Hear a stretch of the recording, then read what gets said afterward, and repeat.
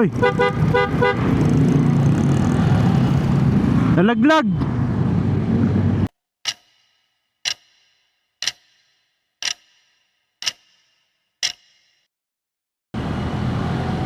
Good morning.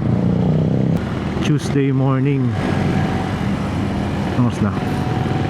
January 12. Pasok sa work. Medyo okay pa yung volume ng sasakyan. Ayun lang, may truck. Kwento ko lang pala sa inyo mga sir, no? Yung nangyari sa akin this weekend nung umuwi ako ng Quezon.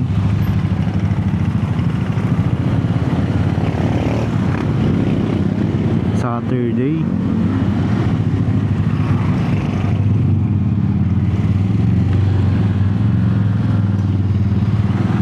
The night after, Friday night, chinek ko na lahat yung dapat i-check sa motor ko. Langis, signal lights. Ayun nga, nakita ko nga may nakapasak sa gulong, parang yero na matulis. Siguro mga ganyang kahaba.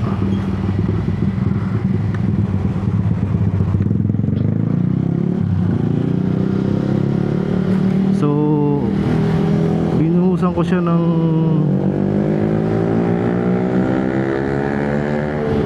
ingay. Binuhusan ko siya ng ano, ng ano to, panghugas ng plato, Joy na may tubig. Bumubula ng konti. Buti na lang meron akong ano, tire sealant. Inikot-ikot ko lang yung gulong ko. Pinaikot-ikot ko lang, tapos hinanginan. Ayun, maya nawala na. Nawala na yung singaw.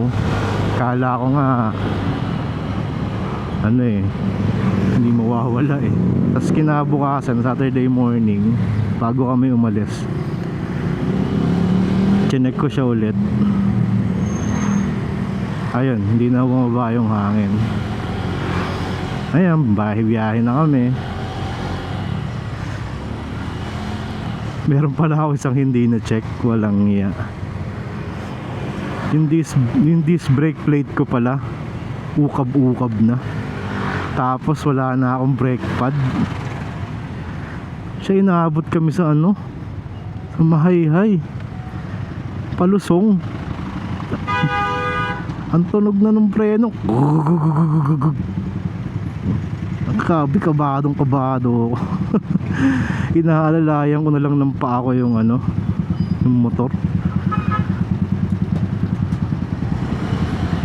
Alam niyo naman siguro yung daan sa ano, no, sa Mahayhay. Yung sa mga nakakaalam. Palusong, paahon, madulas. Pero buti na lang yung papuntang Quezon, hindi ganun kalayo yung ano, yung distance ng mga palusong. Mas madami yung mga paahon. Grabe dito sa ano, no? Lambigayan. Ayun na, dumating na yung magmamando.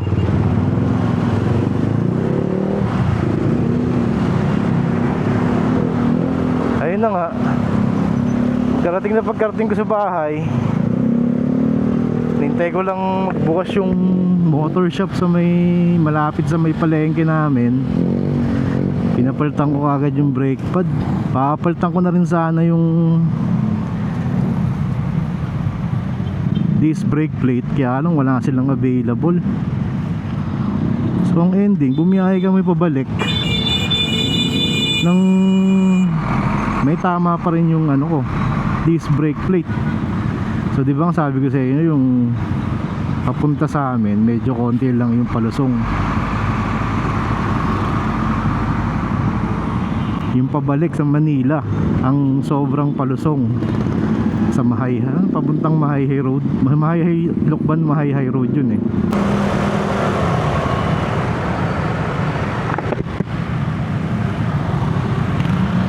Ayun na nga, Dumaan na kami sa Maayhay, Lukban Maayhay Road, mahabang lusong.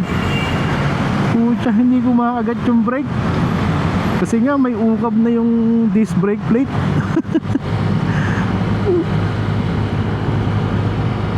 Yung piga ako sa preno talagang todong-todo na eh. Pero alam mo yung takbo niya parang free wheel. Takot. Takot na naman ako. Buti sabi ko madidisgrasya yata kami nito ah. Buti na lang medyo kumakagat yung engine brake. Nababawasan yung yung takbo. Hirap talaga pag scooter. Ang hina ng engine brake.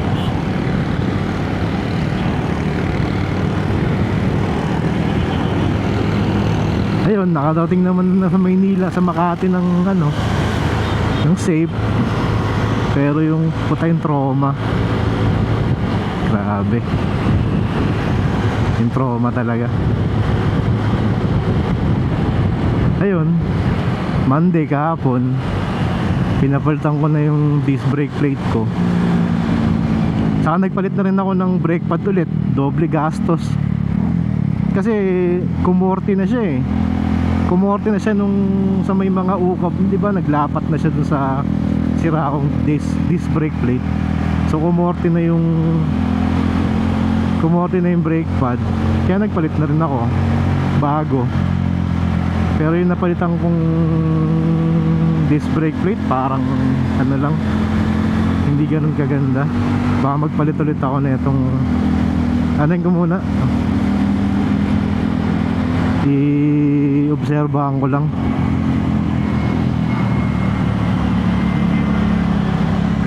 Medyo hindi maganda eh. Hindi maganda yung itsura.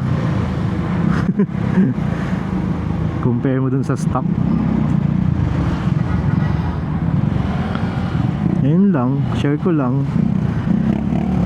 Tips ko na rin sa inyo na check your engine tuloy. Check your brakes bago mag long ride. Putang inang yan. Grabe yung trauma na ko dun. Lalo na pag ang pupuntahan nyo may mga palusong ganyan, palusong, paahon. Kasi ako, nabisi kasi ako sa pag-check dun sa butas eh. Kaya nakalimutan ko na. Siguro sign na yun no, na check mo lahat. May pa dyan.